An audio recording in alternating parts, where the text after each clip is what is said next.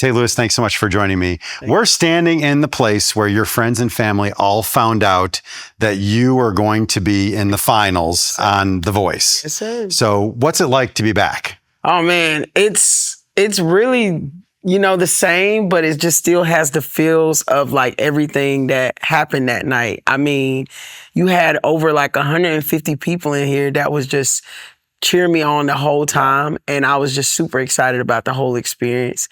They did a whole little performance for me, like as I was walking in, and they were just talking to me. But it just still feels like surreal that like I made it to the live shows, but just more importantly, like that you have family who really support you here, especially in Nashville. So it's been about a year since that big party. Correct. So you could have chosen at Honky Tonk in Nashville. You could have been in the city. Why did you decide to come out to the country, small town Tennessee, for Tennessee Memories to do that big party? Well, I knew the owner, and the owner, he's so amazing at what he does. And I told him, I said, hey, I want to get a party together just for everybody to like see me go off to the live shows.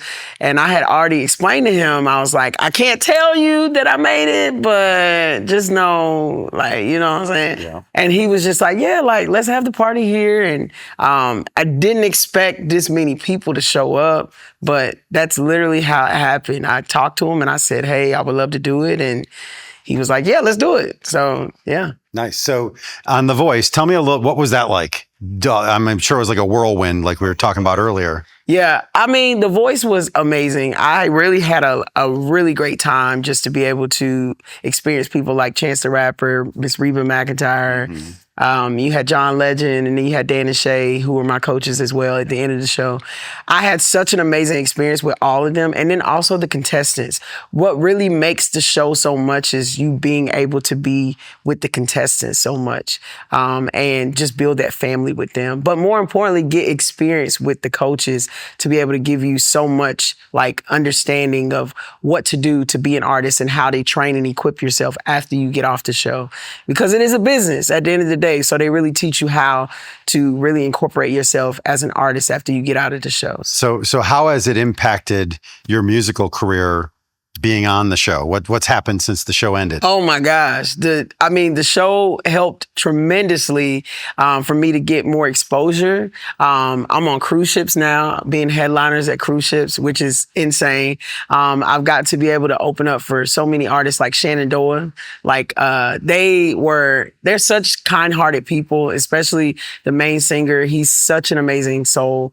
I got to be able to meet Lainey Wilson, Lauren Elena. I got to obviously meet Miss Reba McEntire. So it gave me so many exposure. It gave me so much exposure to be able to do the things that I do now. But it's now at a top tier level where I'm able to just perform anytime, any place. And then also the pay goes up. You know what I'm saying? So that's always great, right? I was reading that you come from a family of pastors. Dude. How has that impacted your music and your life? Okay, so first and foremost, my mom and dad, they were not for me in doing country music at first. They thought that like this was a fad, but when they really started seeing me do country music so much and just embodying myself into the genre, they really were receptive to it. It really just drastically changed my whole perspective of why I do what I do, because you got to have that support system, right?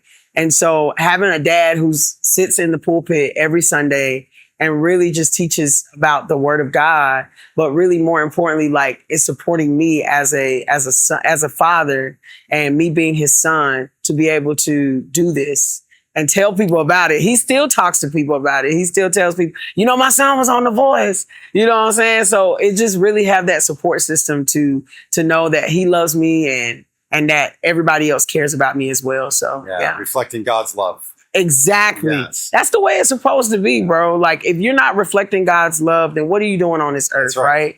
That's why God has called us. He's called us to train and equip, but also to love on each other and to love others as you would love him, right? Yes. Exactly. Yes. So you told me the other day that your career took you up to upstate New York, right?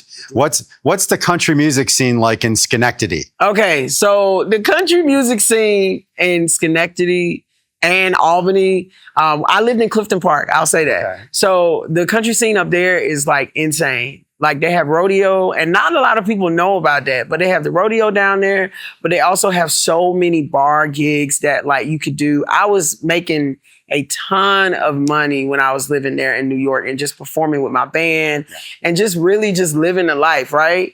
And so I loved it so much that I just felt like, to me, I was like, okay, this is great money and I'm performing great. But then I was like, I got to move to Nashville and just really do my thing as an artist and just figure out what the business looks like. Cause I love performing, but like, you know, you gotta understand the business side of it too as well, right?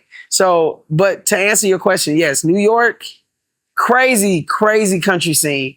But it also is like one of those scenes where it's just like, you have like R&B, you have pop, you have gospel. I mean, there's so many churches everywhere that you go, but the country scene is very, very huge. And it's very much farmland everywhere you go when you're there. So a lot of people don't understand upstate New York looks more like Tennessee than it does New York City. Exactly. And so when I moved here to Tennessee, I was like, oh, I'm back at home. Like, this is nothing. Like, this is literally just like New York. So that's the way I felt. When you came from New York to Nashville, you know, to try and learn the business side and try and, you know, see what the country music main stage is all about, right? Yeah. How did your life change when you made that move before you ended up on The Voice? Oh, gosh.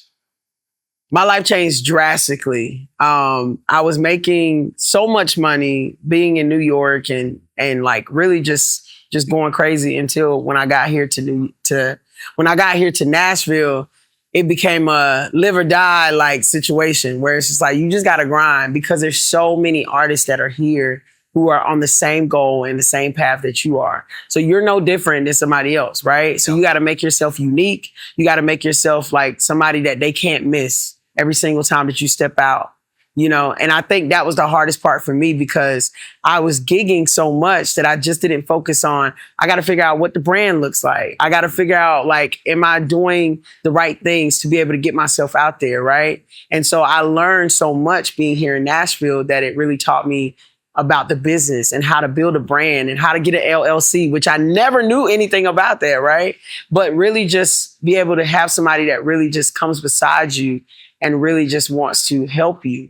And the only way that works is if you know who you are as an artist yourself before somebody else can be able to come in and help you. Sure, taking that next step. Yes, so taking that next step, yeah. So what are you doing now? What projects have you got going on? Okay, so I have an EP that's coming out later this fall, which I'm super excited about. It's a really authentic traditional country music, which I truthfully love doing, and this is what I do. I also got a lot of cruise ship opportunities that I'm going to be doing in the fall as well, and in the summer, so I'm going to be doing that as well. And then I got some other stuff that I can't really talk about right now, that I can't disclose, but it's some really good stuff. So you'll find out like within next year.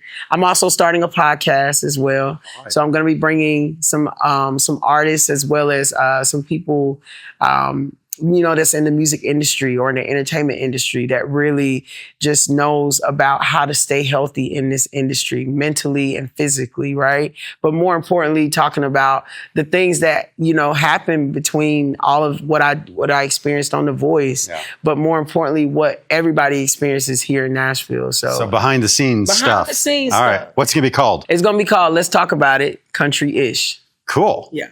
So that sounds exciting. I know. So it's gonna be super exciting. I'm so excited about this. We already got like 10 episodes ready to go. So we're filming the pilot next week. So I'm super excited. Well, I have one last question. Okay. So I heard that back in your starving artist days, you made money styling shoes. I did. How's your boot game today? Okay, so today this one's slight. I got these are actually my first boots that I got in New York. Okay. And I actually went to the store and I was just like, I don't know what I'm doing. I'm just gonna go and find like my first pair of boots in New York. And that was like my first pair. I walked in and had these. But I used to work at this store here in Nashville.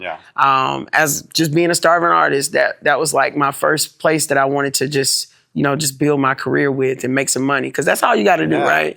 And so I ended up doing that, and I got to be able to design some shoes. I got to be able to see what they do, the inside outs of what they do. But more importantly, like work with designers who have been doing this for a long time, building shoes and building the foundation of what to do as a shoe boot person. Right. But I also was on the sales side as well. So I'm teaching people how to sell shoes, and I'm also learning myself how to sell shoes, because boots are a whole different thing than what regular shoes are, right? So boots are more expensive, and so they're trying to figure out, should I invest in it? Because it's about $500, you know what I'm saying? So you don't want to, you have to like play the game really, really well when it comes to selling. Were you a shoe guy before that started? Was I a boots guy? Was you a boot? I don't know. I don't know about shoes. I'm not a shoe guy. My wife makes fun because I have like 2 pairs of shoes. So, okay. So were you a boot and shoe guy before you started styling shoes, or did you learn it on the fly? I learned it on the fly. I didn't really know how to design or do any of that. Like when it comes to boots, like I just knew, okay, obviously with shoes, I grew up like you get like a marker and you start like coloring on your Air Force Ones and stuff. I knew how to do all of that. That was something that we did in high school and middle school. Me and my brother, we used to do that all the time, right? Yeah. But when I got like to start wearing cowboy boots, you cannot do that. You have to really like authentically go and buy the shoes and invest in it. And if you don't want to invest, it's never going to happen, So... That's fantastic. Thank you. Thank you for educating me about shoes. I didn't expect to learn about shoes today, but I appreciate it. Thank you. Tae Lewis, thank you so much for joining me. I really appreciate it. And I wish you great success with your new projects. Thank you so much, brother. Thanks. You. I appreciate you.